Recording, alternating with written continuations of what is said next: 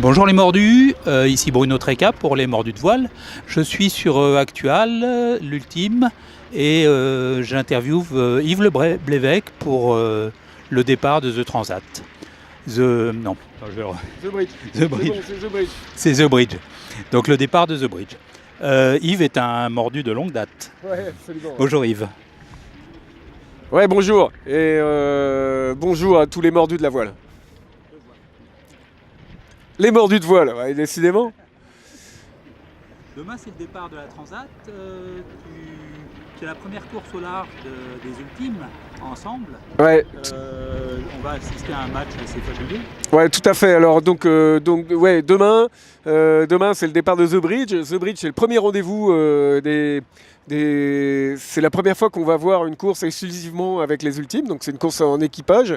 On est 4 Ultimes à prendre le départ et ça va être le premier réel rendez-vous, la première façon dont on va jauger les forces en présence. Et voilà, dès demain on partira. Alors cette course a la particularité, c'est une course qui part de Saint-Nazaire pour rejoindre New York, et elle a ceci de particulier, c'est qu'il y a le Queen Mary qui accompagne la course et il accompagne, hein, j'entends bien, hein, il ne court pas avec nous, hein, Queen Mary marche au moteur et c'est pas un bateau à voile. Mais par contre, à bord du Queen Mary, il y a tous les fans, les partenaires, les gens qui nous accompagnent depuis de longues dates à bord dans toutes les courses au large et qui seront à bord du Queen Mary et qui, arrivés à New York, qui eux aussi auront fait leur transat. Comment tu positionnes Actual par rapport aux autres justement de ça? Il est un petit peu plus ancien, comment il se positionne? Ah bah c'est sûr que Actual, il était mis à l'eau il y a 10 ans, en 2007. Les concurrents directs sont des bateaux plus récents ou beaucoup plus gros. Et de façon assez logique, les architectes et les ingénieurs ont progressé. Et donc les bateaux les plus récents sont plutôt plus rapides, en tout cas, ou un potentiel plus important. Mais bon, nous, on y va en bon marin, en bon compétiteur, et on va régater sans complexe aucun. Et à la fois, on y va sans pression, en tout cas beaucoup moins que les autres qui savent qu'ils doivent absolument gagner. Nous, on sait que la victoire, elle sera pas facile à accrocher, mais rien n'est impossible. Donc on y va avec moins de pression, ce qui ne veut pas dire qu'on y va de façon totalement détendue. Hein. On est évidemment concentré sur l'objectif, et à bord de Actual, il y a une sacrée bande de compétiteurs qui fait qu'on ne lâchera rien.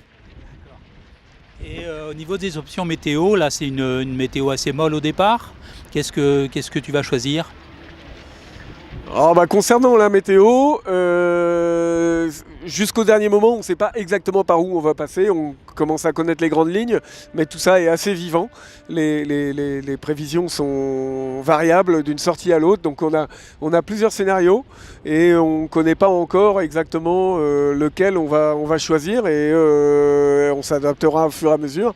C'est sûr qu'il est impossible de savoir à l'avance la route exacte qu'on prendra, et jusqu'au dernier moment, on va s'interroger sur la bonne trajectoire à prendre. Donc on l'a vu, comme tu le disais tout à l'heure, en fait il y a une grosse différence entre ton bateau et les derniers. Comment va évoluer la classe Ultime? Sur la classe Ultime, on a un cadre qu'il faut respecter. Il y a une longueur, une largeur, une hauteur de mât, quelques détails de manœuvre, d'appendices, et tout ça fait qu'il y a des nouveaux bateaux qui sortent dans le cadre du collectif Ultime. Là, il y en a 2 qui vont naviguer à partir de l'été prochain. Il y en a un nouveau qui va arriver fin 2018. Donc on sait qu'il y a des nouveaux bateaux qui vont arriver, où ça va faire monter le niveau encore. Ça va être très intéressant à regarder, et évidemment le potentiel de vitesse des bateaux va augmenter, et c'est sûr, si on veut continuer de jouer en Ultime, va falloir imaginer de faire plus que faire évoluer le bateau actuel, mais d'en faire probablement un nouveau. Mais ça, c'est quelque chose qu'on imagine simplement après 2019-2020. Et au niveau de l'équipage, alors tu as un très bel équipage. Sam Davis en fait partie. C'est la seule femme sur la Transat. Et on a vu qu'au niveau de la course au large, il n'y a pas beaucoup de femmes en ce moment. Qu'est-ce que ça signifie ? Ça signifie tout simplement qu'à bord d'Actual, je recrute mon équipage en fonction des compétences. Et qu'il se trouve qu'avec Sam Davis, on a quelqu'un de largement compétent. Elle a fait devant des globes, elle était skipper d'un bateau sur la Volvo Ocean Race. Entre autres. Donc Sam est quelqu'un qui connaît parfaitement son métier et qui n'a aucun complexe par rapport à d'autres navigateurs garçons. Donc la seule petite différence qu'il peut y avoir, ce serait s'il s'agissait de faire des concours de celui qui renverrait la grand voile le plus rapidement possible ou des bêtises comme ça. En course au large, ça ne change pas grand-chose. Donc on a avant tout un navigateur compétent et si c'est une femme, c'est aussi bien. Il n'y a absolument aucune raison à bord des bateaux de faire des équipages que de gars ou que de filles. La mixité fonctionne très bien à bord des bateaux et moi ça me va très bien de penser comme ça en tout cas. Et le fait qu'il n'y ait pas beaucoup de femmes justement dans la course au large en ce moment, parce qu'il y en a eu plus à une époque, c'est dû à quoi ? S'il n'y a pas beaucoup de femmes dans les équipages, honnêtement je suis pas bien placé pour l'expliquer, j'en sais rien, j'ai pas l'explication, mais faudrait poser la question à ceux qui n'embarquent pas de femmes. Oui. Au niveau de tes projets futurs, qu'est-ce qu'il y a ? La Jacques Vabre, peut-être d'autres choses ? Ça on l'a annoncé tout à l'heure à bord de Queen Mary, avec Actual, dès le retour de New York, on se met dans une logique de préparation pour partir au mois d'octobre prochain pour un tour du monde en solitaire, mais à l'envers, c'est-à-dire dans le sens d'est en ouest. Et on prévoit de partir, d'aller battre le record de Jean-Luc Vandened qui est actuellement de 122 jours.